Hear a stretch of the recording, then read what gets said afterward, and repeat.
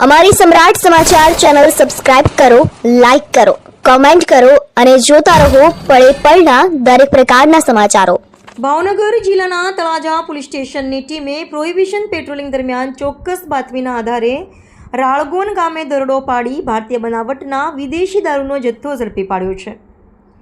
મળતી માહિતી મુજબ તળાજા પોલીસ સ્ટેશનમાં ફરજ બજાવતા હેડ કોન્સ્ટેબલ એનવી બારૈયા તથા પોલીસ સ્ટાફ પેટ્રોલિંગમાં હતા તે દરમિયાન બાતમી મળી હતી કે રાળગોન ગામના ભૈલુભા રણજીતસિંહ ગોહિલ પોતાની રાળગોન બગદાણા રોડ પર આવેલી વાડીમાં ગેરકાયદેસર રીતે અંગ્રેજી દારૂનો જથ્થો રાખી વેચાણ કરે છે.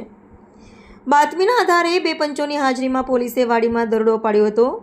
જો કે આરોપી સ્થળ પરથી મળી આવ્યો ન હતો. વાડીના રહેણાંક મકાનની તપાસ દરમિયાન રસોડાની આગળ રાખેલી પ્લાસ્ટિકની થેલીમાંથી 180 mlની કંપની સેલ્પેક બોટલો નંગ 15 કુલ કિંમત ₹2025નો દારૂ મળી આવ્યો હતો. પોલીસે સમગ્ર મુદ્દામાલ કબજે કરી પંચનામું તૈયાર કર્યું છે.